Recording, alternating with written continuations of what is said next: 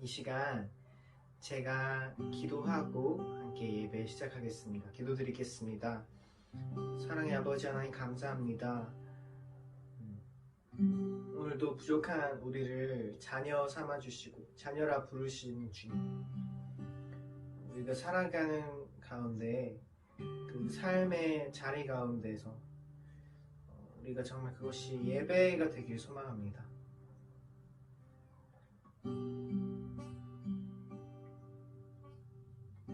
그런 삶 될 수 있도록 주님 우리를 붙들어 주시고 인도하여 주시옵소서.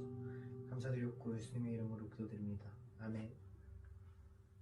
함께 찬양하실게요.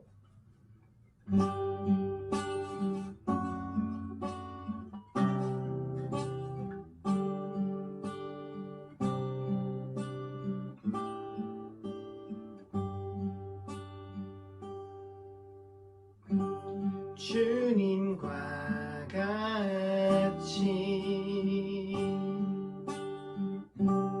내 마음 만지는 분은 없네. 오랜 세월 찾아 날 알았네. 내겐 주밖에 없네. 주님과 같이 주님과 같이 내 마음 만지는 분은 없네. 오랜 세월 찾아 난 알았네. 내겐 주밖에 없네.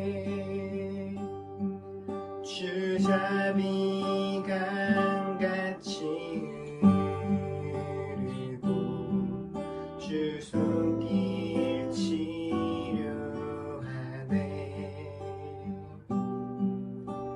고통받는 자녀 품으시니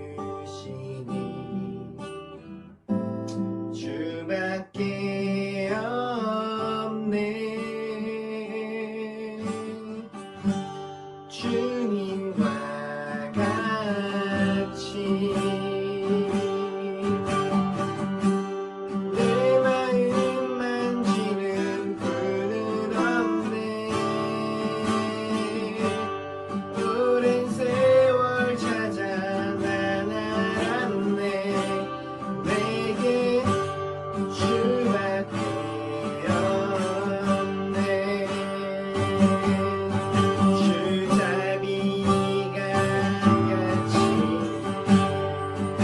없네.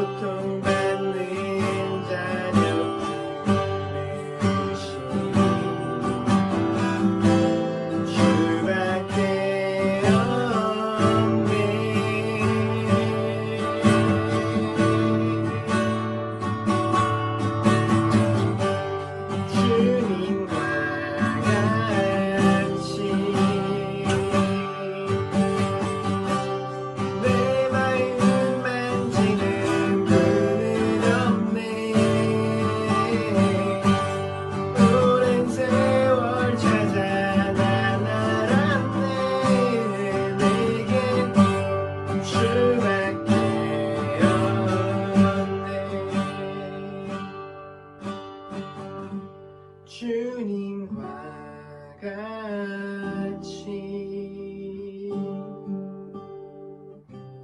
내 마음 만지는 분은 없네.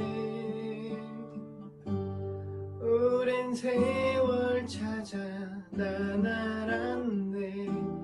내게 주밖에 없네. 이 시간 함께 같이 기도하실게요.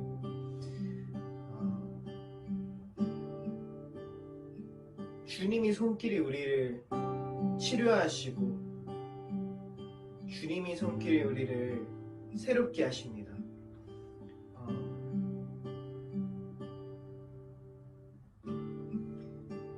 우리가 우리 약함 그대로 주님 앞에 나아갈 때, 우리 모습 그대로 주님 앞에 나아갈 때 주님께서 우리를 고치시고 또 새롭게 하실 것입니다.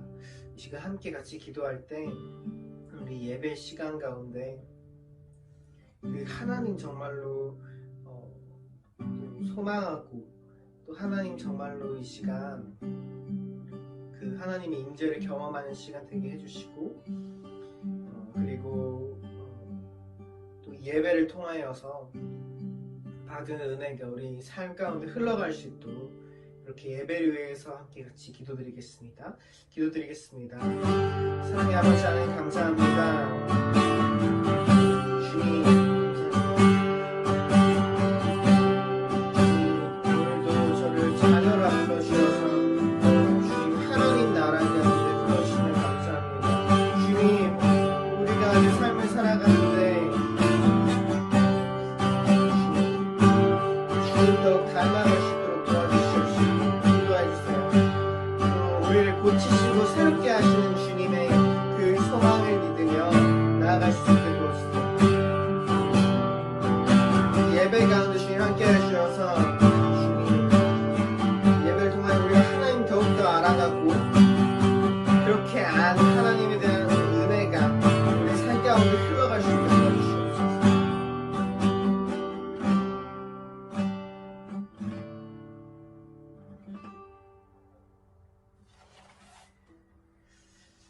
사랑의 아버지 하나님 감사합니다.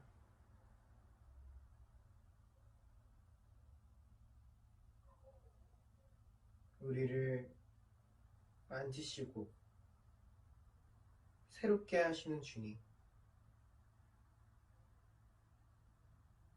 그 새롭게 하시는 분의 능력이 우리 삶 가운데 나타나서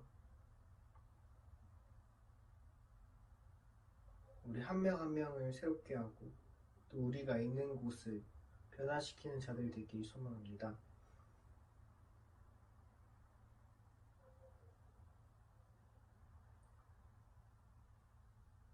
삶의 현장에서 그리스도인답게 살아갈 수 있도록 우리를 붙들어 주시고 인도해 주세요.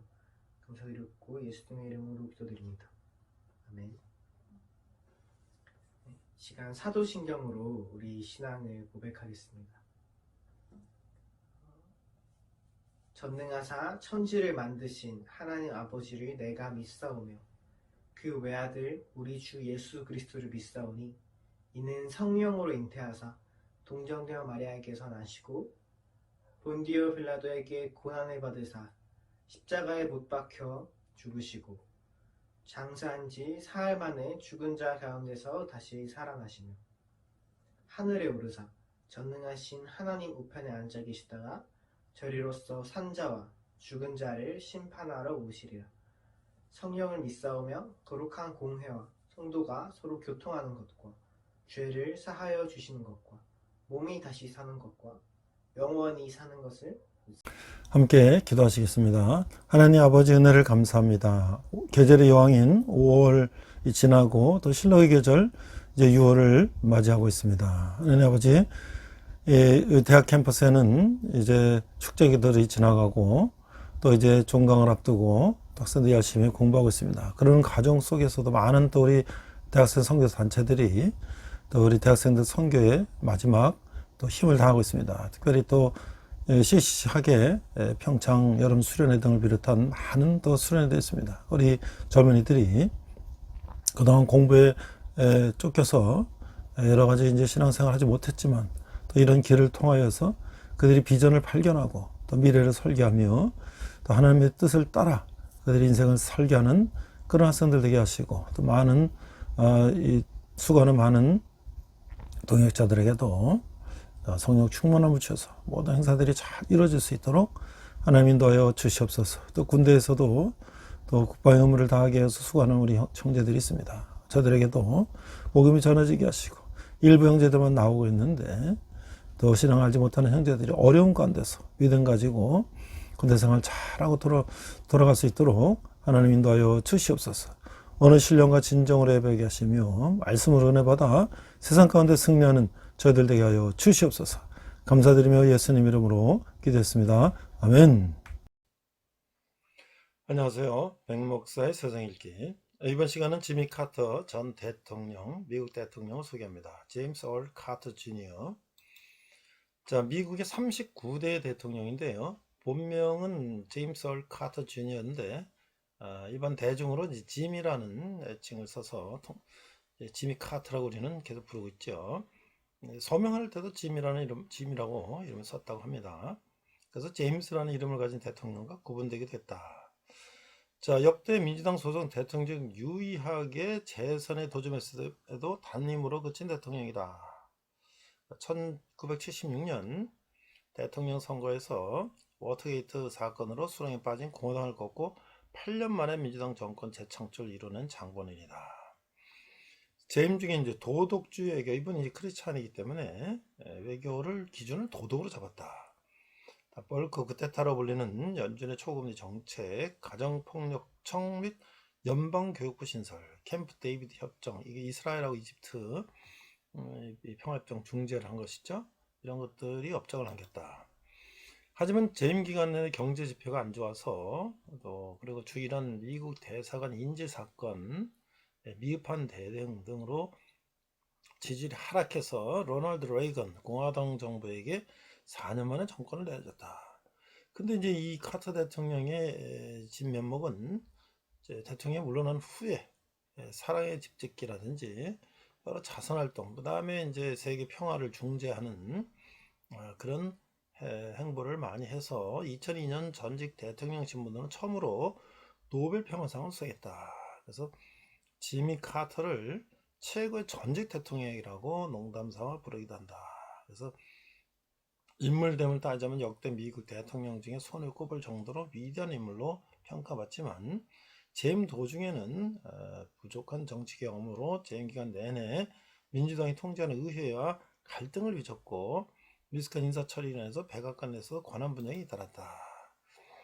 여러모로 1970년대 후반에 혼란스러운 경제적, 사회적 문제를 처리하지 못했다는 평가가 많다.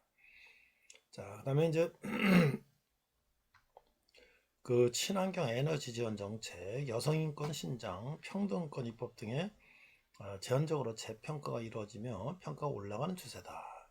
그래서 이제 63년에 조지아주의 상원 의원이고 71년 조지아 주지사, 39대 대통령, 그 다음에 노벨 평화상 이렇게 수상을 했습니다. 자, 이제 재임 중의 이야기보다는 주로 퇴임 후의 얘기를 좀 해볼 건데요. 더 존경받는 전직 대통령에서 퇴임한 뒤 전직 대통령 신분으로 많은 활동에 참여했는데 그중 대표적인 것이 Habitat for Humanity 운동이다. 사랑의 집짓기라고 부르는 집이 없는 사람들 위해 집을 지어주는 봉사활동에 참여해 봉사에 앞장섰고 또 별도로 자연재해 집을 이룬 이재민을 위한 단기간 집짓기 봉사 프로젝트인 지미 카터 프로젝트를 만들어서 동남아시아 쓰나미 사태나 카트리나 사태, IT 지진 등 굵직한 사건 때마다 봉사단을 조직해서 전 세계를 돌았다. 2000년 대한민국 아산시 도고면에서 열린 지미 카터 프로젝트에도 참여했다.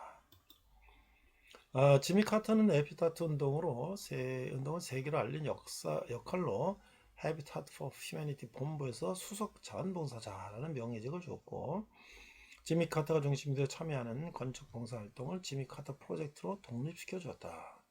이 헤비타트 수석 봉사자 명예직은 건강상의 이유로 2009년에 반납했다고 하고 여담으로 2002년 수능 외고 영예 그 헤비타트 운동이 문법 관련 지문도 나온 적이 있다. 이 지문은 대부분의 문제에서 과거 현재 완료의 시제를 비교하면서 예제로 많이 나온다. 그래요.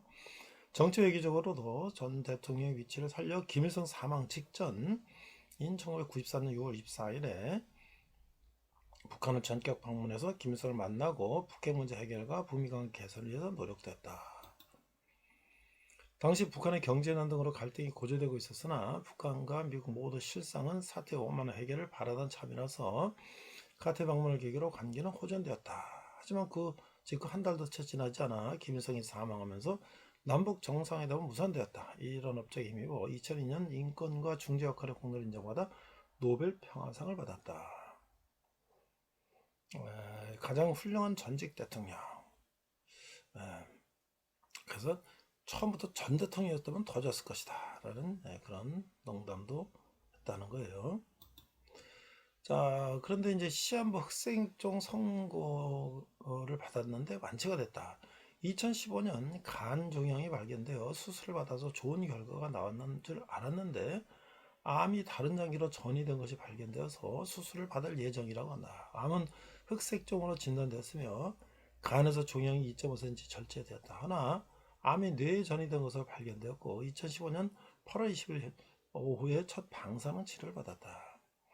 8월 말 그는 자신이 삶을 남지 않은 회개를 통해 밝혔다. 그는 매주 자신이 강연하는 교회 주일학교 성경교실에서 많은 사람들이 나 대신 성경교실을 이끌어려고 기다리는데 그들에게 좋은 기회가 될 거예요 라며 우연한 모습을 보여 잔잔한 감동을 선사했다. 근데 감동이 가시기도 전에 2015년 12월 6일 암을 치료했다는 소식이 나왔다. 카트는 본인이 다니는 교회에 나와서 면역관문 수용체 기술을 이용한 새로운 약물 치료법으로 사기생종, 뇌에 전이된 부분 포함이 완치됐다고 발표했다. 그래서 또 암 중에서도 무섭기로 소문난 뇌암에다 당시 카타가 91세의 고령임을 고려하면 기적에 가까운 일로 현장에 있던 사람들 역시 박수갈채를 보냈고 네이버 검색 핫토픽 키워드 1위에 오르기도 했다. 다만 종종 내부에 암이 돌아와서 아직은 계속 치료 중이라고 하는데 만약 암의 재발을 잘 막아낸다면 장수의 길이 활짝 열릴 듯하다. 아술된 독재자 킬러 밈과 엮어서 90여 년 동안 자신의 몸을 지배한 뇌까지 영향을 받았다 하는 농담이 나오게 됐다. 그래서 그런데 안타깝게도 그 암을 이겨낸 지 불과 2주 만에 그의 손자인 제레미 카터가 사망했다는 비보를 듣게 됐다. 그나마 수면 중 심장마비로 고통 없이 사망했다으며 심장병에 걸린 원인은 아직 밝혀지지 않고 있다.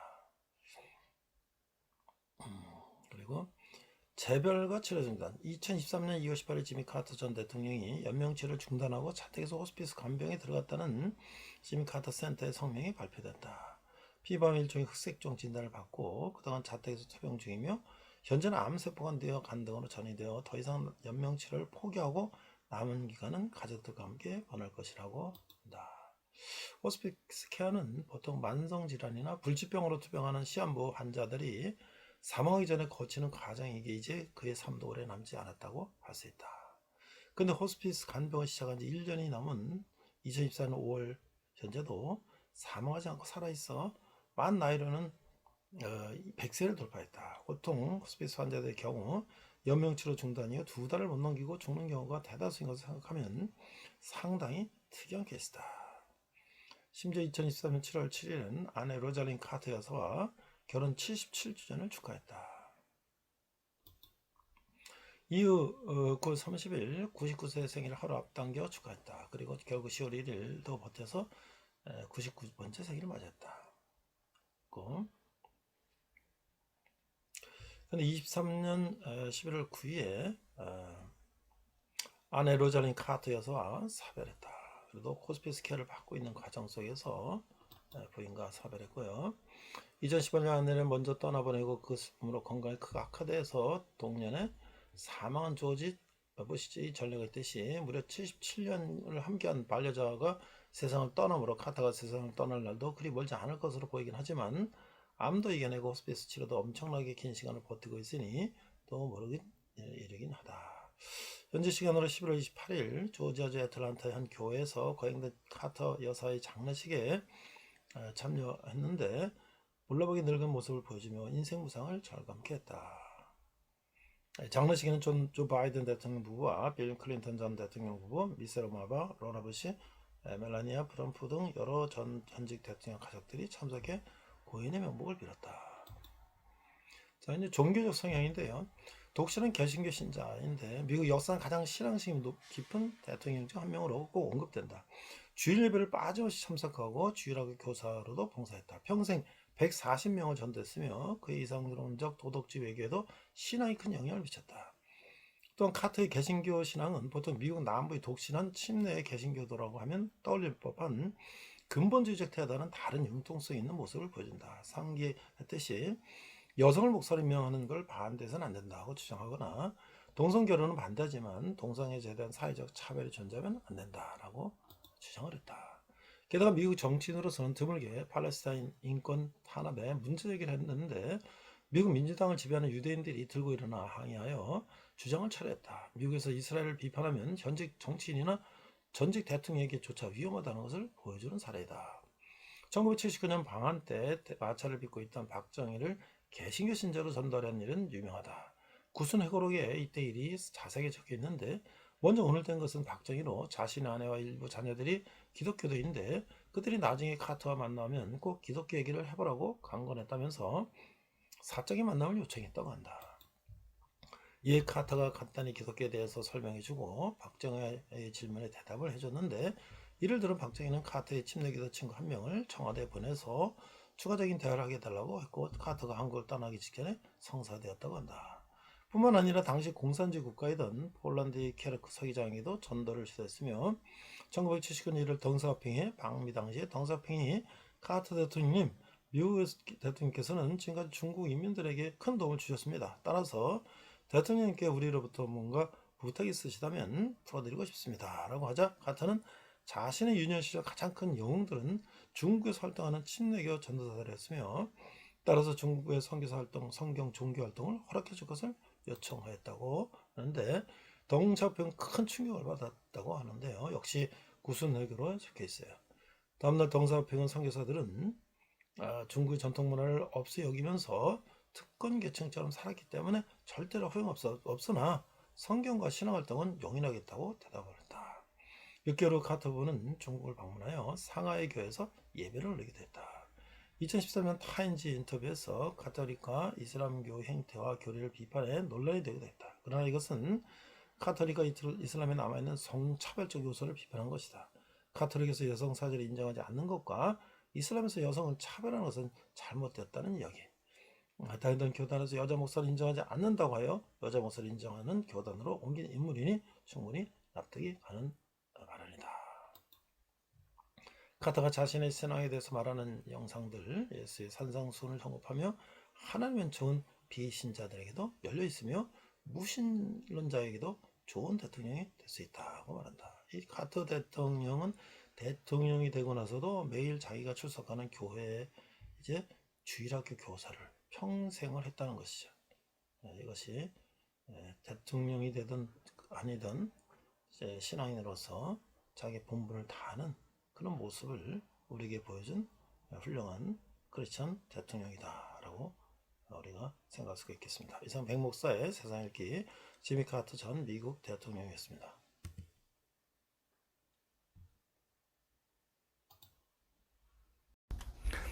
이번 시간은 데살로니가 후서 첫 번째 시간으로서 박해받는 성도들에 대한 격려, 부제로는 이제 지미 카터 전 미국 대통령을 주제로 말씀을 나누고자 합니다. 오늘 본문은 데살로니가 후서 1장 3절에서 4절을 한글과 영어로 함께 읽도록 하겠습니다. 데살로니가 후서 1장 3절에서 4절 하나님의 공의로운 심판의 표. 3절 형제들아 우리가 너희를 위하여 항상 하나님께 감사할지니 이것이 당연함은 너의 믿음이 더욱 자라고 너희가 다 각기 서로 사랑함이 풍성함이니. 4절 그러므로 너희가 견디고 있는 모든 박해와 환난 중에서 너희 인내와 믿음으로 말미암아 하나님의 여러 교회에서 우리가 친히 자랑하노라. 자, 2 Thessalonians chapter 1 verse 3 to 4인데요. We ought always to thank God for you, brothers, and rightly so, because your faith is growing more and more, and the love every one of you have for each other is increasing. 4절 Therefore, among God's churches we boast about your perseverance and faith in all the persecutions and trials you are enduring. 이렇게 돼 있어요. 자, 우리가 이제 서론에 보니까 데살로니가 후서는 바울이 유대인들에 의해서 데살로니가로부터 쫓겨난 다음 보낸 두 번째 편지인데, 동일한 대상을 향해 두 번째 편지를 보낼 때에는 여러 이유가 있을 것이다.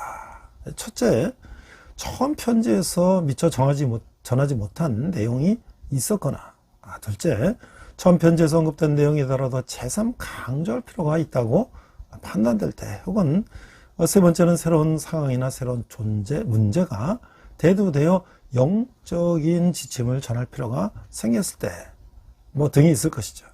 이미 현장을 떠난 상황이고 새로운 사역을 진행하고 있던 입장에서 데살로니가 교회 일들에 세심한 관심을 가지고 편지를 보내는 목회자 바울 사도의 모습을 우리가 읽을 수가 있죠. 바울은 탁월한 신학자요 선교사였지만 그에 앞서 그는 목회자였어요. 바울이 데살로니가에 처음 도착했던 시점과 데살로니가 전서를 쓰던 시점 사이는 대략 8개월 정도의 기간이 있는데, 그 사이에 바울은 이방인의 도시 데살로니가에 교회를 세웠고 이방인들을 가르치고 회심시켜 성도를 만들었으며 모함과 박해를 받아 데살로니가를 떠나야 했던 것이죠. 그 짧은 기간에 목회한 교회였지만 데살로니가 교회 성도들의 영적 수준은 상당한 경지에 있었음을 알 수가 있는 거예요. 바울 사도가 보낸 편지의 수준이 수신자들인 데살로니가 교회 성도들의 수준을 말해주기 때문이죠. 어린아이에게는 어린아이 수준에 맞는 내용으로 편지를 보내는 것이 정상인 것이죠.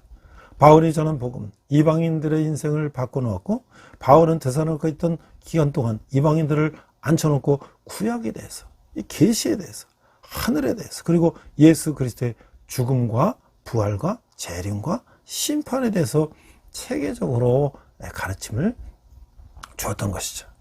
요즘식으로 말하면 이게 이제 조직신학이나 이런 과목에 보면 신론, 기독교, 성령론, 교회론, 구원론, 종말론, 기독교 윤리 등 이 종합적인 가르침을 베풀 것이다 라는 것이죠. 데살로니가 후서를 읽으면 다른 서신들과 마찬가지지만 이 기독론, 예수 그리스도에 대한 이야기들이 두드러지게 언급되고 있는데, 상황적으로는 종말론과 현실 윤리적 삶에 대한 가르침이 중심 주제로 등장하고 있어요. 여기서 우리는 하나님의 이해, 기독론 혹은 종말론으로 나누기보다는 본문 흐름을 따라서 바울의 가르침을 이제 살펴보기로 하는데, 그 데살로니가 후서의 9절을 보면 서두에 보니까 인사와 감사와 격려와 간구가 나오고, 본문에 보니까 그리스도의 재림에 대한 잘못을 경고하고 있고, 경건 믿음, 기도 부탁, 게으름에 대한 경고, 마지막 인사가 이렇게 3장까지 있어요. 자, 그럼 우리가 이제 본문의 첫 번째 서두 인사말을 보니까 1절, 바울과 실로아노와 디모데는 하나님 우리 아버지와 주 예수 그리스도 안에 있는 데살로니가인의 교회에 편지하노니 하나님 아버지와 주 예수 그리스도로부터 은혜와 평강이 너에게 있을지어다. 자, 이 데살로니가 전서에서 마찬가지로 사도 바울은 그 실로아노와 디모데와 더불어 데살로니가에 있는 교회의 성도들에게 두 번째 편지를 보내고 있어요. 실로아노와 디모데는 바울의 귀한 도역자였죠. 바울은 자신의 신분이 예수 그리스도의 종임을 분명히 인식하고 있었어요. 혹은 예수 그리스도의 종들 사이에 서열이 있을 수가 없어요. 다만 받은 사역의 내용에 차이가 있을 뿐인 것이죠. 바울과 실로아노와 디모데가 형제적인 사랑으로 연합되어 있으면 그들의 이름이 동격 접속사 그리고로 연결되어 있음을 통해서 우리가 엿볼 수가 있는 것이죠. 실로아노와 디모데는 바울과 더불어 기쁨과 고난을 함께 나눈 사역자들이었어요. 실로아노는 바울과 함께 옥에 갇히기도 했고 기적을 체험하게 됐어요. 디모데는 바울의 제자여 믿음의 아들이었던 것이죠. 바울은 빌립보 교회에 보내는 편지에서 디모데에 대해서 말하기를 이는 뜻을 같이하여 너희 사정을 진실이 생각할 자가 이밖에 되게 없음이라. 저희가 다 자기를 구하고 그리스도 예수의 이를 구하지 아니하되 디모데 연단을 너희가 안 하니 자식이 아비에게 함같이 나와 함께 복음을 위하여 수고하였느니라. 이 빌립보서 2장 10절에서 22절에서 이렇게 말씀하고 있어요. 이 글을 보면서 디모데는 교회를 생각하는 마음이 특별하였고 그래서 예수의 일을 구하는 신실한 일꾼이었으며 연단도 받았고 복음을 위한 수고가 있던 사람이었다라고 생각할 수가 있죠. 거의 모든 사역자들이 이 사역자 행사를 하면서도 예수의 일을 구하지 않고 자기의 유익을 찾아 혈안이 되어 있는 이 어두운 시대에 드물게 예수의 일을 구하는 사역자였다라고 할 수가 있는 거예요. 바울, 실라나 그리고 디모데, 세사는 모두 예수 그리스도의 복음을 위해 온전히 헌신한 사람들이었는데 그들이 연합하여 복음의 사역을 감당하는 모습은 참으로 귀하게 보인다라고 할 수가 있어요. 데살로니가 교회는 하나님과 예수 그리스도 안에 있음을 말하고 있어요. 사역자인 바울 사도의 기본적인 영적 관점이 이것인데 일체의 존재들이 모두 하나님과 예수 그리스도 안에 있지만 특별히 하나님의 백성 혹은 하나님의 자녀들이야말로 하나님 안에 그리고 예수 그리스도 안에 있다고 하는 것이죠. 이렇게 하나님 안에 또는 예수 그리스도 안에 있다는 말은 신학적인 관점이기에 앞서 바울이 현실을 인식하는 각도를 알게 하는 거예요. 바울은 다메섹 도성에서 예수님을 만난 이후에 자신의 삶과 일체 움직임들이 하나님 손에서 움직이는 것이고 예수 그리스도의 면전을 벗어나지 못하는 것을 깨달은 것이죠. 자, 그와 더불어 성도들의 삶이 하나님 앞에 벌거벗은 것처럼 드러나 있음을 정확히 깨달았어요. 바울에게 있어서 데살로니가 교회가 하나님과 예수님 안에 있다는 것은 말은 그저 상투적이고 의례적인 말이 아닌 거예요. 데살로니가 교회가 하나님과 예수님 안에 있다는 말의 의미를 좀 더 실감 있게 느끼기 위해서 우리는 바울이 이 편지를 쓸 때 하나님과 예수님이 어떤 존재인지를 생각할 필요가 있다고 하는 것이죠. 바울이 이 편지를 쓰고 있던 그 순간에 하나님과 예수님은 어떤 존재였는가? 하나님과 예수님은 영으로 존재하셨고 요한복음에 하나님은 영이시니 예배하는 자가 신령과 진정으로 예배할지니라 라고 했어요. 바울이 예수를 만날 때 예수는 이미 이 땅에 육시로는 존재하던 분이 아니었어요. 예수님 역시 부활 승천하셔서 원래 모습으로 복귀하신 다음에 바울에게 나타나셨던 거예요. 그런데 데살로니가 교회는 이 땅의 현실이었어요. 이 땅에 존재하고 있는 데살로니가 교회와 성도들이 영으로 계신 하나님과 영으로 계신 예수님 안에 있음을 말하는 거예요. 하늘의 영적 현실이 이 땅의 현실에 들어와 있음을 바울은 보면서 살았던 거예요. 하나님의 말을 하는 일을 하는 사역자들은 이렇게 영의 세계와 현실 세계를 동시에 볼 수 있어야 하는 거예요. 그래서 이 땅에 살고 있는 성도들에게 우리의 삶이 하나님과 예수 그리스도 안에 있음을 알려줄 수 있어야 하는 거예요. 그리스도 예수를 믿는 성도들인 우리는 이 땅에 살고 있지만 사실은 하나님과 예수 그리스도 안에서 살고 있음을 깨달아야 하는 거예요. 하나님과 예수 그리스도 안에 있다는 말은 하나님과 예수께서 우리의 일거수일투족을 모두 감찰하고 계시다는 말이고 우리의 환난과 역경을 다 지켜보시고 계신다는 말이에요. 이런 사실을 알고 믿고 깨닫고 사는 것이 은혜요 복인 것이에요. 하나님과 예수 그리스도로부터 내려오는 은혜와 평강도 인사치레로 하는 말이 아닌 거예요. 편지 격식이 그렇게 되어 있어서 상투적으로 하는 말이 아닌 것이죠. 하늘로부터 내려오는 은혜와 평강, 영의 세계로부터 내려오는 은혜와 평강, 절대 세계로부터 내려오는 은혜와 평강은 이 땅을 사는 성도들을 강하게 만들고 삶에 힘을 주는 거예요. 우리가 이 땅에서 알고 얻고 경험할 수 있는 세상적인 은혜와 평강도 있을 수 있어요. 그러나 성도들에게는 하늘의 은혜와 평강을 맛보는 일이 비길 데 없이 귀한 것이며 또한 절실히 필요한 것이기도 하는 것이죠. 자, 우리는 편지의 서두에서부터 하나님과 예수님이 동격으로 언급되었은 걸 우리가 봤죠. 1절과 2절에 두 번 반복되어 하나님과 예수님이 나란히 언급되었어요. 예수 그리스도를 따르던 우리들을 잡아 죽이려고 혈안에 되어 있던 바울의 입장에서 이것은 상상도 할 수 없는 일이었던 거예요.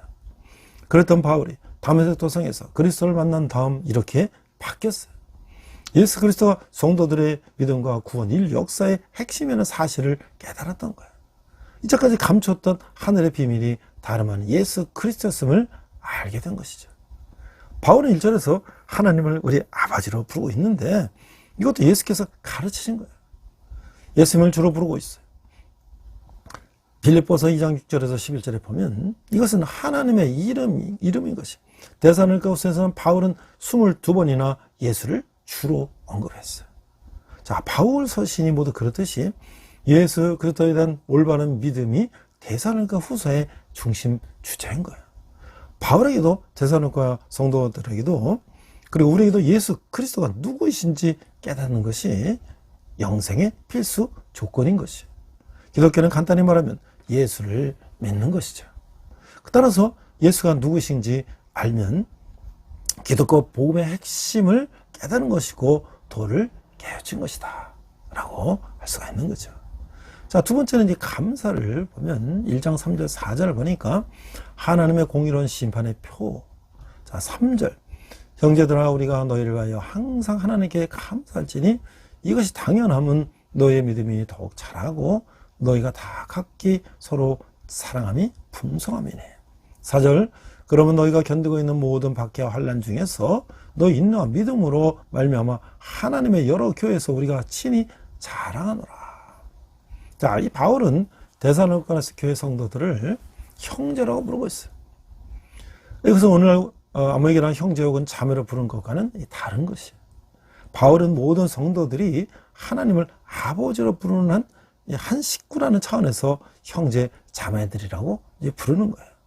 호칭으로만 아니라 실제로 친형제요 친자매로 생각하고 부른 것이죠. 하나님을 아버지로 부르는 우리는 모두가 형제라는 의식을 가지고 살아야 하는 거예요. 바울은 데살로니가 교회 성도들을 인하여 하나님께 감사하고 있어요. 데살로니가 성도들에게 감사하는 것이 아니고 어리고 힘든 상황에서도 믿음을 버리지 않고 사랑을 실천했던 데살로니가 성도들에게 감사하지 않고 하나님께 감사했다는 거예요. 바울은 데살로니가 교회가 믿음과 사랑의 모습을 가지게 된 것은 자신이 잘 가르쳐서도 아니고 데살로니가 교회 성도들이 똑똑하고 잘나기 때문도 아님을 알고 있었던 거예요. 그것은 전적으로 하나님께서 하신 일이라고 알고 있는 것이죠. 데살로니가 교회는 바울의 선교사역의 결과였어요. 그렇기 때문에 그는 데살로니가 교회의 아름다운 열매에 대해서 자부심을 가지고 올 수 있는 입장에 있었어요. 그러나 그는 그 모든 일이 하나님의 하신 이름을 고백하고 있어요. 생명의 위협을 당하면서까지 교회를 위해 헌신했지만 자신이 이룬 일이 아니라 하나님께서 하신 이름을 고백하는 것이라는 거예요. 자, 우리 주변에서 자신이 교회를 세워서 성장시켜 놓고 그것이 마치 자기의 기업인 양 생각하는 목회자들이 있음을 우리가 목격하고 있죠. 하나님께서 하신 이름에도 불구하고 자신이 땀과 노력이 산물인 것으로 교회의 소유권을 주장하고 행사하려는 목회자들이 이 초라한 모습을 우리가 볼 수가 있는 거예요. 사도 바울의 모습과는 너무나 대조적인 모습이 아닐 수가 없는 거죠. 바울은 믿음이 자라고 사랑이 풍성함을 감사하고 있어요. 교회 출석 인원이 증가하고 교회가 외적으로 부흥한 것을 감사하고 있지 않는 거예요. 수적인 성장이 아니라 성도들 한 사람 한 사람의 내면적인 성장 및 질적인 성장에 대해서 감사하고 있는 것이죠. 또한 외형적으로 드러나는 성도들 간의 사랑이 풍성함으로 인해 감사하고 있어요. 상식적인 관찰이지만 바울은 교회의 가장 본질적인 중요한 요소들이 무엇인지 지적하고 있어요. 그것은 다름 아닌 믿음과 사랑이에요. 믿음은 하나님과 수직적인 관계고 사랑은 성도들 간의 수평적인 관계인 것이죠. 믿음이 자라고 사랑이 풍성해지면 데살로니가 교회가 올바른 방향으로 가고 있다는 증거인 것이죠. 믿음과 사랑이 있으면 데살로니가 교회 성도들이 진정한 예수의 제자들로 성장하고 있음을 말해주고 있는 것이죠. 성도들이 서로 사랑하는 모습이 진정한 기독교 공동체의 모습인 것이죠. 교회에 출석하는 인원이 많고 적음이 문제가 아니라 교회를 출석하는 사람의 수가 많더라도 서로가 상처를 주고 상처를 받는 험악한 모습을 하고 있다면 그것은 이미 교회가 아닌 것이죠. 교회 이름을 달고 있다 할지라도 그런 교회는 썩은 냄새를 풍기는 세상적인 조직체로 전락하게 된다고 하는 거예요. 목회자 입장에서 성도 한 사람 한 사람의 믿음이 자라고 있는지에 관심이 가기보다는 교회의 성도들이 숫자가 증가하는 것에 관심이 먼저 간다고 한다면 그것은 목회자가 하나님 일꾼이 아닌 사건 목자로 변질되고 있다는 증거가 된다고 할 수가 있는 거예요. 우리의 목회 환경이 그렇게 만든다거나 전체적인 분위기가 그렇게 돌아가고 있다고 핑계할 일이 아니에요. 성도들의 믿음, 성장과 사랑의 풍성함에 목회자의 관심이 쏟아질 때 한국교회는 소망을 회복할 수가 있는 것이죠. 데살로니가 교회는 환난과 핍박이 있었어요. 데살로니가 교회는 이방인의 도시였고 데살로니가 교회 성도들은 이방 종교에서 개종한 사람들이었어요. 그들이 예수 그리스도를 영접한 것도 몇 개월 되지 않은 상황이었어요. 환난과 핍박이 어떤 종류였는지 알 수는 없어요. 바울은 데살로니가로부터 쫓아낸 유대인들로부터 온 핍박일 수도 있어요. 낯선 종교로 개종한 것에 대한 사회적인 따돌림의 핍박일 수도 있어요. 어쨌든 초신자들이었던 데살로니가 교회 성도들로서는 환난과 핍박이 올 때 기독교 신앙을 포기할까 하는 생각이 들었을 수도 있는 거예요. 그러나 그들은 신앙을 지켰어요. 오히려 인내하고 있었어요. 믿었어요. 인내했다는 것은 결국 참고 견뎠다는 말이에요. 데살로니가 성도들이 복음에 대해서 깨달음이 없었다면 그런 인내를 가질 수가 없었을 것이죠. 복음에 대한 깨달음이 있었고 확신 새끼에 인내하고 믿음을 지킬 수 있었던 거예요. 믿음과 인내는 동전의 양면과 같이 함께 존재하는 거죠. 믿음 있는데 인내, 즉 오래 참음이 없다면 그것은 믿음이 없다는 증거가 되는 것이고 막말로 믿는 구석이 있어야 어려움을 견디고 버틸 수가 있는 것이죠. 여기서 우리는 바울이 데살로니가에 머물던 기간 동안 복음의 진술을 정확하게 가르쳤고 능력 있게 가르쳤음을 간접적으로나마 확인하게 되는 거예요. 올바른 가르침이 얼마나 큰 유력을 발휘할 수 있는지는 엿보게 하는 것이죠. 데살로니가의 이방인들이 가치관, 인생관, 세계관이 달라진 것이 이방인들이 성도들로 변화됐던 것이죠. 성도들의 영적 감화와 변화는 목회자들의 가르침, 사역자들의 영적 수준에 달려 있는 것이죠.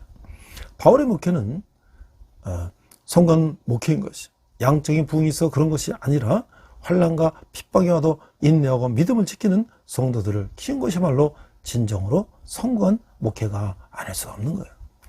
교회에 조그마한 어려움이 생겨도 성도들끼리 치고받고 싸움질하거나 한다면 약간의 연단과 시련이 와도 성도들이 교회를 등지는 일이 생긴다면 서로 손해보지 않고 자기 몫을 챙기려고 팔탑을 세우게 된다면 그런 목회는 실패한 목회라고 하는 것이죠. 목회의 성공과 실패를 판가름하는 기준을 바꿔야 하는 거예요. 1000명 이상 출석하는 교회로 성장시켜야 성관 목회라고 생각하는 풍조가 우리에게 있다면 한국교회의 영적 수준은 바닥에 있다고 봐야 하는 것이죠. 이 시대는 무엇인가 보여주는 목회를 해야 한다는 말을 종종 듣는 또 있는데 그러나 그것이 믿음과 사랑, 연단과 인내를 보여주는 것이 아니라 교회의 덩치를 크게 하는 것이라고 한다면 한국교회의 앞날은 얻을 수밖에 없다고 하는 거예요. 바울은 데살로니가 교회의 인내와 믿음을 다른 교회들에게 자랑한다고 했어요. 바울은 자랑에 대해 종종 말하고 있어요. 그러나 바울에게 있어서 자랑은 그리스도 예수뿐이었어요. 하나님의 면전에서는 하나님께서 인간을 통해 또는 인간에 의해 행하시는 이외에 자랑할 것이 없다고 누누이 말했던 것이죠. 자기를 자랑할 때 자기의 약함을 자랑했어요. 그것은 하나님의 능력이 드러나기 위해서였어요. 여기서 바울은 자기 사역의 결과를 자랑한 것이 아니라 하나님께서 행하신 일을 자랑했던 것이죠. 하나님이 여러 교회들에게 자랑했어요. 이것은 교회 간의 경쟁심을 부추게 한 것이 아니라 교회는 경쟁의 대상이 아니에요. 데살로니가 교회가 기독교 신앙의 본질을 지키고 환난과 핍박을 견디고 있다고 하는 자랑은 다른 공동체들에게 힘과 용기를 주고 격려가 되는 것이죠. 남을 세워주고 남에게 용기를 주고 안위를 주는 그런 자랑인 것이에요. 진정한 기독교 공동체는 자랑하는 것에도 수준과 차원이 다르다는 거예요. 교회 건물의 크기를 비교하고 재정인원 및 출석인원을 비교하고 헌금의 수준을 비교하고 매년 예산을 비교하면서 그것을 자랑스럽게 생각하거나 주눅이 드는 한국교회 목회자들과 얼마나 이 다른 모습인가를 알 수가 있는 것이죠. 우리 주변에도 데살로니가 교회처럼 고난을 자랑하고 믿음을 자랑하고 사랑을 자랑할 수 있는 교회들이 많이 있었으면 얼마나 좋겠는가.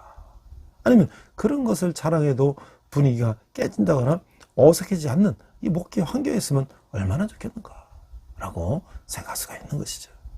바울은 하나님의 여러 교회라고 말하고 있는데 교회 주인은 하나님이시다.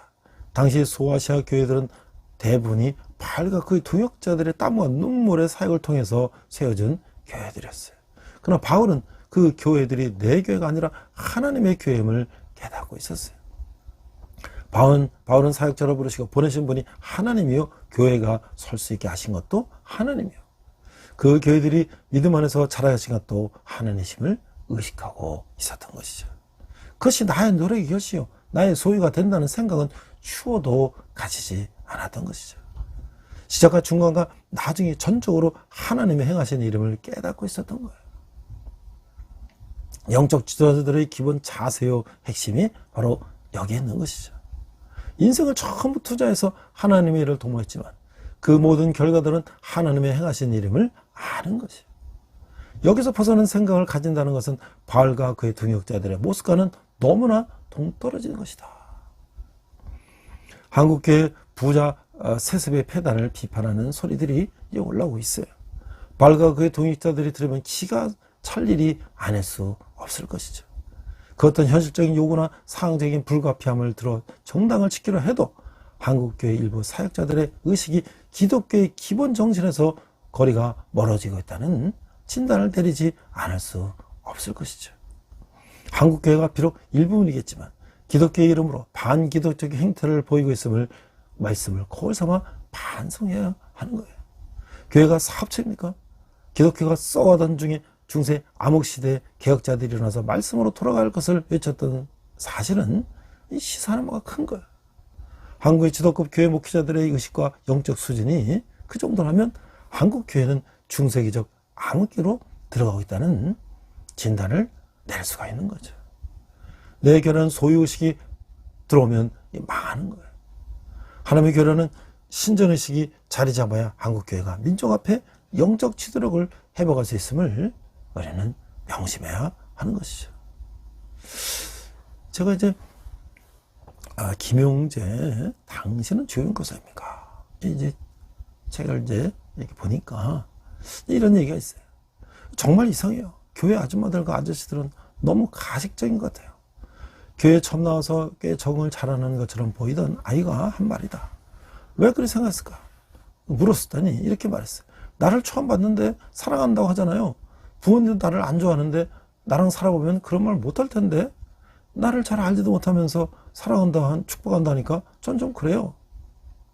새학년 첫 주일이면 선생님은 따뜻한 표정, 부드러운 음성으로 축복성을 불러주고 간식과 손편지 등 아이들에게 사랑을 표현할 수 있는 방법을 총동원한다. 하지만 진심을 몰라주고 피하는 아이들 앞에 힘이 빠진다. 그래도 버텨야 한다. 우리 말고는 하늘의 메시지를 들려줄 사람이 없는 아이들이 분명히 있기 때문이다. 봄이 지날 쯤 어린 아이들의 생각이 바뀌기 시작한다. 우리 선생님은 좀 다른 것 같다. 여름이 되면 변함없는 선생님의 모습에 아이들은 또 자신을 새롭게 생각하게 된다. 내가 뭐라고? 나도 포기한 나를 선생님 왜 포기하지 않지? 가을이 깊어지면 설교에 좀 더 기울이고 나눔을 하게 된다. 예수님 이야기가 하나둘 들리기 시작한다. 그것은 절대 신비고 하나님이 하시는 일이다. 한 아이를 사랑하며 자리를 지키고 끝까지 버티는 선생님의 모습에서 아이들은 예수님을 본다. 그래서 선생님은 버티는 사람이다. 버틸 수 있음이 은혜다. 이 좋은 씨앗에서 나온 이 책의 이 내용이에요. 그러니까 주일학교 교사가 그 어린이들이 정말 그 교회 적응하기 어려운 아이들을 사랑으로 돌봐서 그 아이들이 마음이 변하는 것을 이 표현한 거예요. 사도 바울이 대전학교 교회 교인들에게 그 사랑을 가지고 인내와 환난 중에서도 인내하며 그들을 사랑했던 것처럼 저는 경기도 파주의 시골에서 이제 어렸을 때 아버지 미군 부대 다니면서 이제 살았는데 저희 부모님은 다 평안북도예요. 다 평안도에서 올라가셔서 살았는데 제가 이제 파주에서 이제 시골에서 공부 좀 하니까 중학교 다닐 때 우리 교회 장로교회 강인구 전도사님 계셨어요. 그분이 저희 집 찾아오셨어요. 중학교 2학년쯤 됐을 때. 그때는 사실 초등부, 초등학교 부는 중학생, 고등학생도 교사를 했어요. 와서 이제 공과책을 하나 저한테 주시면서 정서가 너 이제 우리 뭐 교사 좀 해주면 좋겠다. 사실 저는 그때 아버지가 미국 부대 다니시다가 앞서도 얘기했지만 지미 카터 대통령이 도덕외교로 박정희 대통령과의 관계가 안 좋아서 미군을 많이 철수시켰어요. 우리 아버지 부대도 철수가 됐어요. 그래서 아버지는 그 세탁소를 부대하는 생각하고 돈도 많이 벌었는데 갑자기 아버지는 이제 실직하게 되고 어려움을 당하게 돼서 사실 저는 가정이 어려운 상태에 처했어요. 저는 공부하고 어떻게 해서든 성공해야 되겠다. 막 그런 생각을 어렸을 때 하고 있었는데 선생님이 공과책을 갖다 주고 교사를 하라 그랬는데 이거 내가 공부해야 되는데 하면서 고민하고 있었더니 한 주 두 주 안 가니까 다시 찾아오셨어요. 영석아, 네가 하기 어려우면 공과책을 나 도로 다오. 내가 다른 사람한테 부탁하겠다.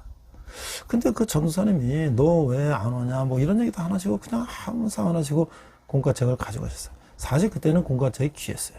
그래서 교사병 하나밖에 없었기 때문에 제가 안 가니까 그걸 가지고 다른 거는 줬어요. 저는 그때 참 마음이 부담이 생겼어요. 그리고 제가 이제 나중에 대학을 가고 취업을 하고 결혼하고 자녀를 낳고 경제적으로 독립을 한 후에 그때 제 굉장히 죄송한 마음이 있었어요. 강인구 전도사님께 죄송하지만 그거 바로 예수님 하나님께 죄송한 마음이죠. 그래서 제가 경제적인 독립을 한 다음에 그때부터 저는 물론 제가 교육학과 졸업해서 중고등부 교사 자격도 있지만 저는 기업에서 이제 직원들 교육을 하고 있었는데 계속 중고등부 교사를 했어요. 지금도 그때부터 지금 30대부터 60대, 그러니까 30년 이상을 제가 대학 청년들에게 설교하고 하는 것도 다 성경 교사를 하는 거죠. 그러면서 그때 제가 롤 모델이 누구냐면 지미 카터 대통령이에요. 그분 때문에 우리 아버지는 실직했지만 저는 그분의 신앙은 존경했어요. 그분은 평생 대통령이지만 그는 주일마다 출학교 교사라고 그 신앙을 끝까지 지켜낸 모습을 보면서 참 우리 정말 저분이 정말 평신도의 모본이다, 롤모델이다 생각을 했죠. 그래서 지금도 청년들을 주님께 돌아오게 하는데 제 평생의 목표가 된 것이죠. 자, 이제 우리가 경려를 보니까 세 번째 경려를 보니까 고난은 선택받은 증거다. 1장 5절을 보니까 이는 하나님의 공의로우신 심판의 표요 너희로 하여금 하나님의 나라에 합당한 자로 여김을 받게 하려 합니다. 그 나라를 위하여 너희가 또한 고난을 받느니라. 자, 이 환난과 핍박이 성도들에게 온다는 사실이 하나님의 공의로운 심판이 시작됐음을 알리는 증거가 된다는 거예요. 이것이 무슨 말인가? 하나님의 심판이 시작되는 말은 하나님께서 우리의 삶에 개입하셨다는 것을 말하는 거예요. 지금 우리가 여기 우리의 삶에 하나님의 개입이 있어요. 그 증거가 환난과 핍박이요 고난이라는 거예요. 하나님의 심판은 쉽게 말해서 의로운 자와 불의한 자, 구원 얻을 자와 멸망받을 자를 나누는 거예요. 고난과 역경과 환난과 핍박은 성도와 성도가 아닌 자들을 구분하는 일종의 시금석이 되는 거예요. 고난을 통과하여 믿음과 사랑을 지킨 사람들은 하나님의 나라에 들어가고 그렇지 못한 자들은 하나님 나라 밖에 슬피 울며 이를 갈게 될 것이다. 성도들의 관점에서는 곤란과 환난과 연단은 우리의 믿음을 단련시키고 훈련시키는 방편이 된다. 하나님 나라의 자녀인지 아닌지를 구분하는 척도가 된다. 따라서 고난이 오면 선택받은 사람이라는 증거가 되는 것이죠. 고난을 통과하는 사람이 하나님 나라에 합당한 사람이라고 인정받게 된다는 말이다. 이것은 언뜻 이해하기 쉽지 않은 가르침인데 특히 데살로니가 교회 성도들처럼 초신자들은 경우는 더욱에 그렇다고 하는 것이죠. 성도들의 삶의 궁극적인 지향점은 하나님 나라에 합당한 자로 여김을 받는 것이죠. 사람들에게 인정받는 것이 아니라 하나님께서 인정하시는 사람이 되는 것이요. 사람을 의식하기보다 하나님을 의식하는 영적 감각을 회복해야 하는 것이죠. 그것이 성도들이 가져야 할 기본 자세인 것이죠. 그 새 시대를 위한 주님의 재림을 1장 6절에서 8절 이렇게 말하고 있어요. 6절 너희로 환난을 받게 하는 자들에게는 환난으로 갚으시고 7절 환난을 받는 너에게는 우리와 함께 안식으로 갚으시는 것이 하나님의 공이시니 주께서 자기의 능력이 천사들과 함께 하늘로부터 불꽃 가운데 하나님 나타나실 때에 8절 하나님을 모르는 자들과 우리 주 예수의 복음에 복종하지 않은 자들에게 형벌을 내리시리니. 성도들이 이 땅을 살면서 낙심을 하게 되는 이유 가운데 하나는 하나님을 믿고 사는 사람들은 고난을 당하는데 하나님을 모르고 불의한 자들이 잘되고 번성하는 걸 볼 때예요. 사실 여기 기독교 신앙에 비밀이 있는데 그 깊은 영적 내막은 필자도 이제 이 저도 다 가늠하지 못하고 있어요. 다만 이 땅의 현실이 우리의 최종적 현실이 아니요 하늘에 또 다른 현실이 있음을 조금씩 구체적으로 깨닫게 되면서 고난의 의미가 다른 차원에서 이해되는 정도일 뿐이죠. 예수께서 많은 고난과 해를 받은 다음에 영광으로 들어갈 것을 제자들에게 말씀하셨어요. 처음에는 제자들이 그것이 무슨 말인지 이해하지 못했어요. 다윗도 시편에서 내가 악인의 형통함을 보고 오만한 자를 질시했다고 말하고 있어요. 시편 13편 3편에서. 그러나 다윗은 주를 멀리하는 자는 결국 망할 것이고 음녀같이 주를 떠난 자를 주께서 다 감별하실 것임을 알고 있었다고 하는 것이죠. 시편을 펴서는 이것을 좀 더 분명히 극적 이미지로 설명하고 있어요. 악인은 바람이 나는 겨와 같고 의인의 회중에 들지 못할 것이고 또한 여호와께서 인정하지 않는다고 말씀하고 있는 거예요. 그와 반대로 의인은 행사가 다 형통할 것이고 여호와의 인정을 받게 될 것임을 확증하고 있어요. 이것은 이 땅의 현실에서도 실제화되어질 것이지만 최종적으로는 심판의 날에 결정되어진다고 하는 거예요. 그러므로 악인은 심판을 견디지 못하며 죄인이 의인의 회중에 들지 못하리로다. 성도들이 염두에 두는 시점은 마지막 심판인 거예요. 이것은 마지막 심판 이후에 또 다른 현실이 기다려 있음을 알고 있어야 비로소 실감할 수 있는 말이라고 하는 것이죠. 이 땅의 현실이 인생의 시작이요 마지막이라고 생각하며 사는 사람들에게 하나님의 심판을 아무리 강조해도 그것이 무슨 소리인지 알아듣지 못할 것이라는 거예요. 오히려 무슨 뚱딴지 같은 소리냐고 반박할지도 모르는 것이죠. 하늘의 현실, 양의 현실, 영의 현실 또는 심판 이후의 영원한 현실을 선명하게 볼 수 있는 영적인 감각이 열리는 사람들에게는 하나님 나라의 자녀로 산다는 것이 얼마나 중요한지 깨달아야 한다는 거예요. 그 세계가 진짜 영원한 우리의 현실이고 이 땅의 현실은 일시적이고 순간적인 현실임을 깨달아야 고난과 환난 가운데서도 소망과 기쁨을 가질 수 있게 된다고 하는 것이죠. 환난은 다른 사람부터 오는 것이 있는데 주위 사람들이 우리를 못 살게 만드는 것이요 유혹과 핍박은 사람들을 통해서 오게 되는 것이고 우리가 이 땅을 사는 동안 사람들과 더불어 살아야 하는데 우리의 믿음을 방해하고 성도들을 살아가는 것을 싫어하는 사람들이 있게 마련이에요. 그런 일을 당하면 낙심도 되겠고 화도 나겠고 반격을 할 수도 있겠지만 그들은 보복은 하나님께서 하실 것임을 말하고 있어요. 환난으로 갚으시리라. 우리를 핍박하고 우리를 조롱하는 사람들에 대한 대가는 하나님께서 담당하신다는 거예요. 이런 생각, 이러한 자세는 여간 믿음이 깊은 사람이 아니면 갖기 어려운 자세인 것이죠. 지금 당장 속이 상하는 말이 생기면 대부분에 직접 한바탕 해대야 직성이 풀리는 것이죠. 괜히 성자인 척 하다가는 이 속병만 되는 거예요. 우리 주위에도 보면 사람들이 억울한 일을 당했을 때 대부분 즉각적인 반응을 보여요. 신문에 광고도 내고 변명도 내고 해서 어쨌든 자신의 억울함을 풀어보려고 애를 쓰고 있어요. 그렇게 하지 않고 가만히 있으면 한국 사회에서 이 매장이 된다고 생각하는 거예요. 혹은 불의가 판을 치고 사람들을 속이는 것을 도저히 눈뜨고 볼 수 없다는 저의감을 가지고 그렇게 될 수도 있어요. 어느 현실이나 악화가 양안을 몰아내는 그런 불합리한 부조리가 득세하기 마련이죠. 그리고 대부분의 사람들은 희한하게도 그런 불합리한 부조리에 잘도 속으면서 살아가고 있어요.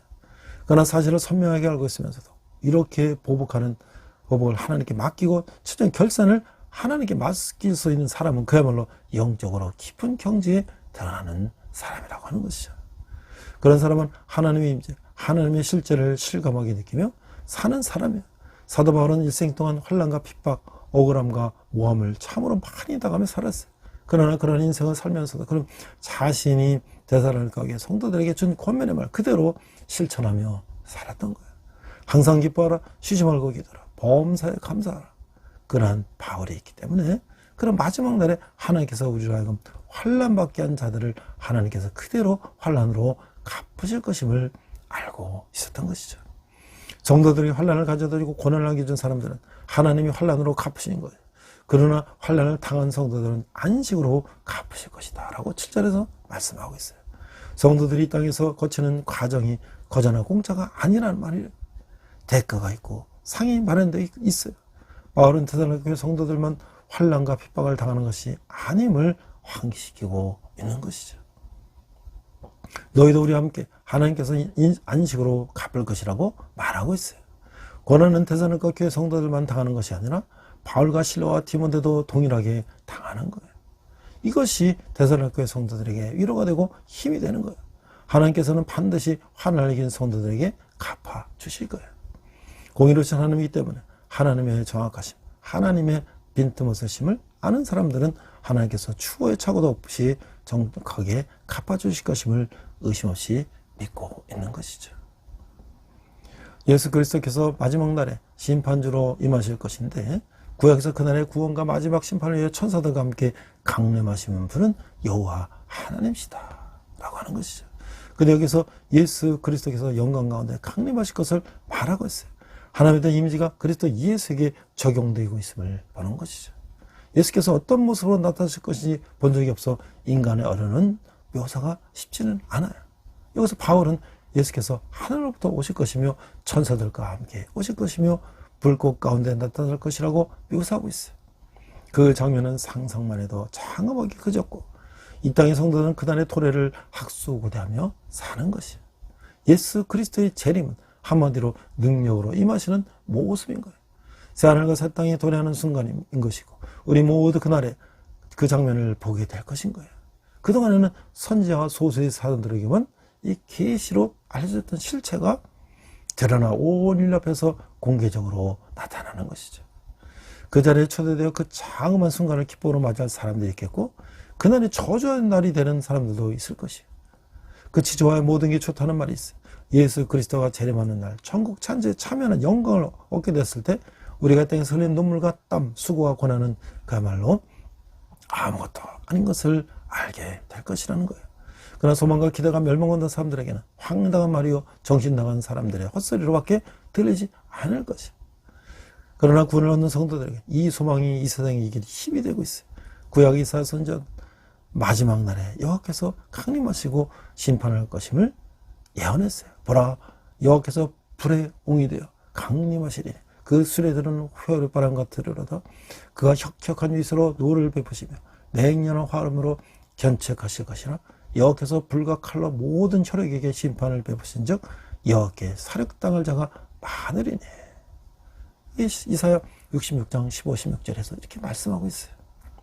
만약 이렇게 언어로 묘사된 장면이 실제 상황이 되어 우리 눈앞에 펼쳐진다고 한다면 얼마나 두렵고 떨리는 순간이 될 것이에요. 동시에 인류 역사에 대단히 마감되는 참으로 웅장한 순간이 될 것인 것이죠. 구원받은 성도에게는 하나님의 영광에 참여하는 가슴 벅찬 환희의 순간이 될 것인 것이죠. 감동과 감격이 모든 성도들의 마음을 진동시킬 것이고 우리가 오케스트라의 연주를 들을 때에도 마지막 클라이맥스로 가면 연주가 웅장해지면서 끝을 맺는 거예요. 인류 역사의 연주도 그와 같을 것이고 상대 세계와 절대의 세계로 구분되었던 인간의 현실이 하나로 통합되는 기막한 일이 발생될 것이라는 거예요. 이사야나 바울은 예수 그리스도의 재림의 모습을 미리 본 사람들이었어요. 하늘의 비밀을, 하늘의 계획을 미리 본 사람들이었어요. 바울이 묘사하는 재림의 장면은 가상의 시나리오가 아니라 이사야서의 내용을 비슷하게 베껴올 것도 아닌 것이에요. 그가 실제로 하늘의 계획을 계시로 본 사람이었어요. 이사야 선지자나 바울 사도 같은 분들은 하늘을 보고 우주를 보고 역사를 보고 인간을 보면서 이 땅을 살았던 영적 거물이었던 것이죠. 우리 이런 분들이 우리에게 설명하고 전해주는 한마디 한마디 놓치지 말고 주의 깊게 읽고 묵상해야 하는 거예요. 바울 사도의 입장에서는 자신이 미리 앞서서 목격한 장면을 성도들에게 전해주고 말해준 것이에요. 그런데도 그것을 믿지 못하고 의심하는 사람들이 있다면 얼마나 안타깝고 답답한 심정을 가지겠는가 라는 생각이 드는 것이죠. 그런 이사야나 바울 선자 같은 사도 같은 그 믿음을 가진 분이 오늘날 우리 세상에도 있었는데 앞에서 제가 설명한 것처럼 50년간 교회 교사로 98세 카터 전 대통령의 마지막 예배라는 게 2023년 2월에 기사가 있었어요. 지미 카터 전 미국 대통령이 출석하던 교회에서 그를 위한 마지막 예배가 눈물 속에서 드려졌다. 평생 주의종으로 교회에 헌신한 일을 향한 선물이다. 카터 전 대통령은 최근 연명치를 중단했다. 최근 미국 언론에 따르면 카터 전 대통령을 위한 마지막 예배가 저는 19일 조지아 플레인즈의 마라나타 침례교회에서 열렸다. 이것은 카터 전 대통령이 평생을 봉사로 헌신한 곳, 병석에 누워있는 카터 전 대통령, 이날 교회에 오지 못했다. 미국 언론은 카터 전 대통령이 주일 성수하지 못한 것이 이날 처음이라고 전했다. 주일 오전 예배를 인도한 목사는 유선 레거시라는 주제로 설교를 했다. 에스라 1장 1절부터 4절까지 말씀을 통해 내가 주께 돌아가 나면 세상에 남긴 이들은 나를 무엇으로 기억할까? 라는 질문을 성도들에게 던졌다. 예배를 마무리하면서 성도와 손을 잡으며 그동안 교회에 헌신해온 카터 가족에게 전능하신 하나님이 함께 하시길 기도한다고 했다. 카터 가족과 친하게 지냈던 한 남성 성도는 카터 전 대통령처럼 위대한 대통령을 다시 만날 수 있을 거라고 생각하지 않는다면서 울먹였다. 카터 재단은 올해로 98세인 카터 전 대통령이 병원 치료를 중단하고 집에서 여생을 준비할 것이라고 지난 18일 밝혔다. 2015년 뇌종양을 진단받고 암과 싸운 그는 2019년 연인 낙상으로 병원 치료를 계속 받아왔다. 카터 전 대통령은 독실한 기독교인으로도 유명하다. 조지아주 플라인즈의 한 남부 침례교회에서 11살에 세례를 받았고 1958년은 집사로 유명됐다. 카터 전 대통령을 위한 마지막 예배가 있던 마라나타 침례교회에서는 1977년 설립되었는데 카터 전 대통령은 그곳에서 50년을 주일학교 교리교사로 봉사했다. 카터 전 대통령은 2015년 크리스처니티 투데이와의 인터뷰에서 18살 때부터 주일 교회에서 성경을 가르쳤다. 심지어 대통령으로 부임할 당시에도 주일 교회에서 봉사했다고 해고했다. 미 해군 사관학교를 우수한 성적으로 졸업한 그는 제대우 플라인즈에서 땅콩 농장을 운영하며 정계 진출을 했다. 1977년부터 1981년까지 미국 대통령직을 담임했다. 임기를 마친 뒤 첫 주일부터 마라나타 침례교에 다시 나갔던 일화는 유명하다. 많은 이들이 봉사하는 전 대통령을 보기에 줄까지 서는 친 풍경이 펼쳐졌다. 대통령직에서 물러나 수십 년 동안 국제 분쟁을 중재하고 인권을 신약시킨 공로로 인정받아 2002년 노벨 평화상을 받았으며 2018년 믿음 모든 것을 향한 여정 The Faith, A Journey for All 라는 책을 펴내게 됐다. 카터 전 대통령이 가장 좋아하는 성경 구절은 요한계시록 3장 20절이라고 알려졌다. 볼지어다 내가 문 밖에 서서 두드리노니 누구든지 내 음성을 듣고 문을 열면 내가 그에게 들어가 그와 함께 먹고 그는 나와 더불어 먹으리라. 함께 기도하겠습니다.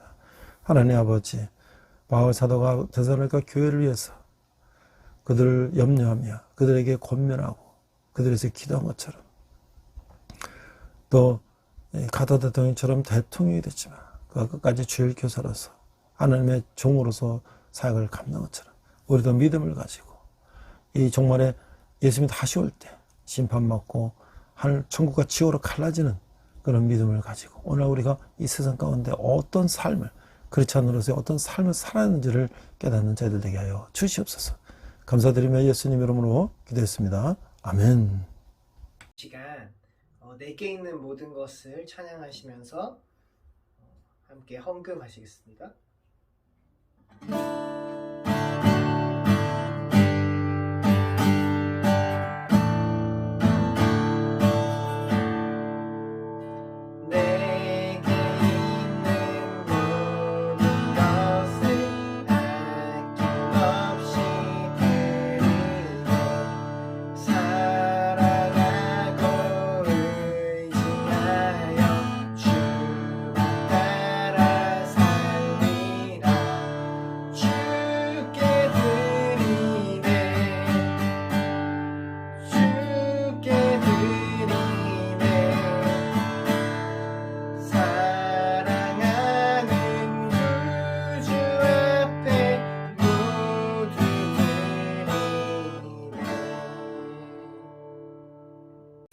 네, 지금 이제 5월 축제도 많이 끝나고 이제 6월로 접어들면서 대학들은 이제 기말고사를 보고 있어요. 기말고사 시간이 이제 다가가고 있어요. 학생들이 이제 1학기를 마무리하면 또 여름방학이 되고 또 그들은 또 각각 자기의 계획대로 할 텐데 제가 학생들에게도 방학 동안에 이제 이 교회 수련에 좀 많이 참가하고 권유하고 있어요. 이제 CCC에서는 이제 여름 수련을 평창에서도 대대적으로 하고 있는데 저도 몇 년은 또 가서 코로나 전에는 예수님 리더십 선택 특강도 하고 그랬는데 또 집회도 참석하고 많은 은혜를 받고 그랬어요. 또 이제 군대에 있는 청년들은 어렵지만 또 군대에서도 일주일마다 나와서 예배하고 찬양하며 어려운 시간들을 잘 보내고 있어요. 저는 평생을 젊은이들을 위한 사역을 하고 있는데, 제가 또 이제 캠퍼스에 또 학생들을 위해서 또 여러 가지 모습으로 또 이제 준비하고 계획하고 있어요. 그래서 저는 이제 평생 저에게 주어진 사명은 청년들을 주님께 인도하는 그런 사명이 저의 사명이라고 생각을 하고 있습니다.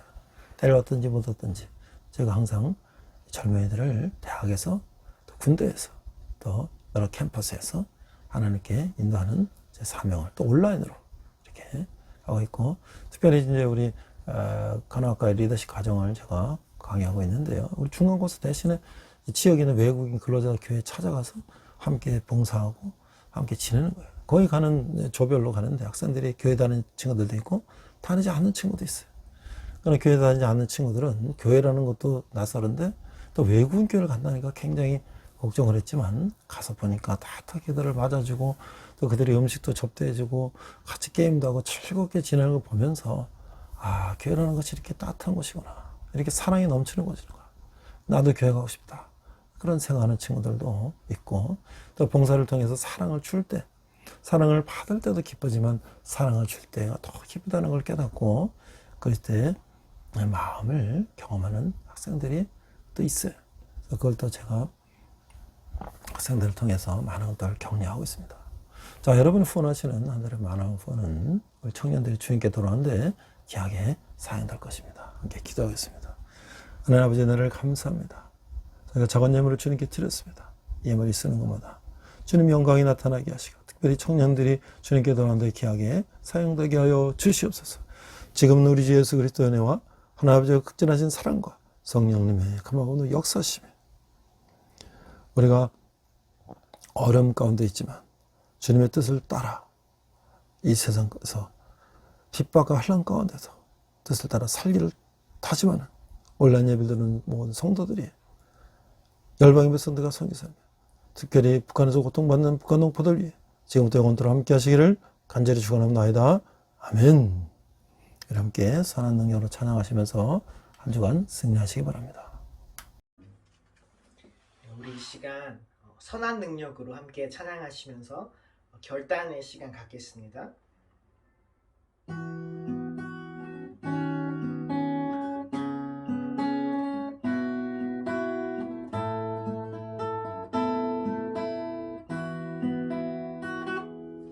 그 선한 힘에 고요히 감싸여 그 놀라운 평화를 누리며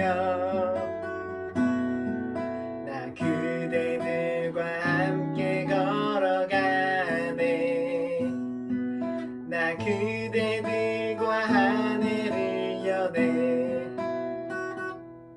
지나간 어물 어둠의 날들이 무겁게 내 영혼 짓눌러도 오 주여 우릴 외면치 마시고 약속의 구원을 이루소서. 그 선한 힘이 우릴 감싸시니 믿음으로 일어날 일 기대하네. 주 언제나 우리와 함께 계셔. 하루 또 하루가 늘 새로워. 주께서 밝히신 작은 촛불이 어둠을 헤치고 타오르네. 그 빛에 우리 모두 하나 되어 온 누리에 비추게 하소서. 그 선한 힘이 우릴 감싸시니 믿음으로 일어날 일 기대하네.